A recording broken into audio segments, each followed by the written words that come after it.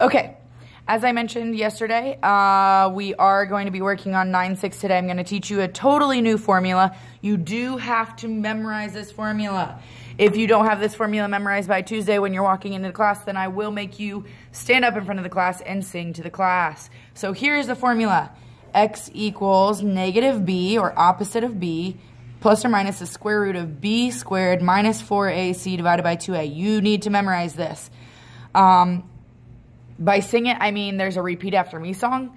It's just the opposite of b plus or minus square root b squared minus 4ac divided by 2a. So you can repeat that song over and over again so that you guys can memorize that. But that is something that you need to memorize by Tuesday. I will not let you into the classroom unless you have that memorized. So here's how we use that. You guys know where A, B, and C are, hopefully by now. A is in front of your x squared term, B is in front of the x term, and C is a constant all by itself. So we're going to look through these formulas, these equations, and we're going to pick out A, B, and C first, and then from there, plug them in, and then we're going to use our calculator so it makes it pretty easy. So here, my A value is a 1. Don't include the variable, just the number. Your B is a negative 2, and your C is a negative 24. So we're going to plug those in respectively into this formula over here. So the opposite of B is going to be a positive 2, plus and minus the square root of B squared. Well, B was negative 2. Put that in parentheses. Squared minus 4 times A is 1 times C is negative 24. And that whole top is over 2 times A. The whole thing. Don't just put the fraction bar under the square root. Under the whole entire top that we just did. Now, how do we type this into our calculator? You must type the stuff under the square root in first. So that's this right here. This must be typed into your calculator first. So what you're going to do is negative 2, I'm going to put that in parentheses, negative 2 squared minus, now, this is going to be, let's see, 4 times 1 times negative 24. Let's see if that does that for me correctly. Yeah. So you can type that all straight into your calculator. I don't know if you can see that. If it's a little bit blurry, it looks a little blurry. But if you type these highlighted area into your calculator exactly like you see it, parentheses, negative 2 parentheses squared minus 4 parentheses 1 parentheses negative 24, hit enter, you should get out 100. So we're going to write that out. 2 plus or minus the square root of 100 divided by, now I can do the bottom, 2 times A is 2. So what we're going to do is we're going to, if we can, take the square root of whatever is under there. Well, square root of 100, hopefully you know, is 10. So 2 plus or minus the square root, not square root anymore, 10 divided by 2. Now, if you cannot take the square root, meaning if you take the square root and you get a decimal, then you're going to leave the square root in the answer. However, if you can take the square root because it's a perfect square, do so. Now, this is exactly like we've been doing where we have two answers. One answer is 2 plus 10 divided by 2. Well, 2 plus 10 is 12 divided by 2. Sorry, I just did it in my head. Is 6 should be your final answer. So there's one answer. And then you also have to do 2 minus 10 divided by 2. Well, 2 minus 10 is negative 8. Divided by 2 is negative 4. So you have two answers from this one problem, but it should be relatively simple because all you're doing is finding A, B, and C and plugging them into that formula. You just need to memorize that formula because end of course will not give you it. Now, be careful because this is trying to trick you up because C is on the other side of the equal sign. Remember, we've got to get it equal to 0 first. So we're going to subtract 6. We get 24x squared minus 14x minus 6 equals 0. So now my A value is 24, my B value is negative 14, and my C value is negative 6. And from there I can plug that in. So I'm going to do this one again for you. From there, I want you to do that next one. So opposite of b is a positive 14 plus and minus the square root of b squared, put it in parentheses, minus 4 times a times c. Divided by, all of it divided by 2 times a is 24 this time. Now, you, again, are going to type into your calculator what's under the square root. So this is what's under the square root. And that's what you're going to type right into your calculator. Okay, so again, remember you're typing in what's under the square root first. So we're doing parentheses, negative 14 squared, end your parentheses, gosh dang it, I even did that wrong. End your parentheses first, then the squared, minus 4, parentheses, 24, parentheses, negative 6. People, you're just typing in exactly like it is under there. So it's a square root of 772 is hopefully what you got. 14 plus square root of 772 over, and you know 2 times 24, hopefully, in your head, 48. Now, if you try taking the square root of 772 in your calculator, you cannot do that, okay? See how you get a decimal. So you will leave it exactly like this. This is your final answer.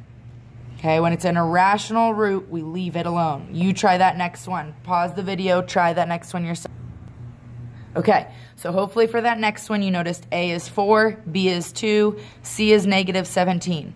So I did the opposite of B plus and minus the square root of B squared, B was 2, minus 4 times A is 4, C is negative 17 divided by 2 times A was 4 again. And from there, I plugged that into my calculator and got the square root of 276. Again, I can't do that, so it just stays negative 2 plus and minus the square root of 276 divided by 8. Okay. So now, at the bottom of this, it's talking about this crazy word called the discriminant. The discriminant is the stuff that's under the square root. Okay? This stuff under the square root actually tells you something. It tells you whether or not we're going to have 2 solutions, 1 solution, or no solution. The way it tells us this is because we're taking the square root of it. And you know that if you take the square root of a negative number in your calculator, you get error. So that would be no solutions. Okay? So this is what they're saying. If you get a negative number, we do b squared, b is 1. 1 squared minus 4 times a is 2 times c is 3. If I do that, I get out a negative 23.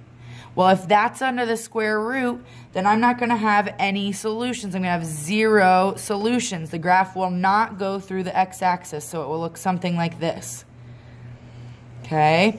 Then if I have 0 solutions, or 0, sorry, as my solution, that would be if I had b is 6 squared minus 4 times a times c. That gives me out the answer 0. Well, if that 0 is under the square root, that's my discriminant, then I'm going to have 1 solution because the square root of 0 is 1, or sorry, is 0. And so my vertex 1 solution would be my vertex right on that x-axis. Then, if I get out a positive answer, a positive discriminant, so that would be negative 5 squared minus 4 times a times c. I got out a positive 17. Sorry, that's weird looking. Positive 17. A square root of a positive number, remember we get out, like if I took the square root of 9, that'd be a positive 3 and a negative 3. So that's 2 solutions. Our number of solutions would be 2, meaning our graph goes through our x-axis at 2 points. Okay? So this discriminant tells us a lot. So if it's a negative discriminant, b squared minus 4ac, if it's a negative discriminant, you get out 0 answers because you're taking the square root of a negative, and that's not possible. If it's a 0 discriminant, b squared minus 4ac, that means you're taking the square root of 0, which you're going to get out 1 answer. If it's a positive discriminant, b squared minus 4ac, then that's what's under your square root. You're going to get out 2 answers. Okay, this helps you to know how many answers you're going to get out each time. So, state what the value of the discriminant for each equation, then determine the number of real roots. So you just need to find the discriminant, and you just need to tell me how many answers they're going to be.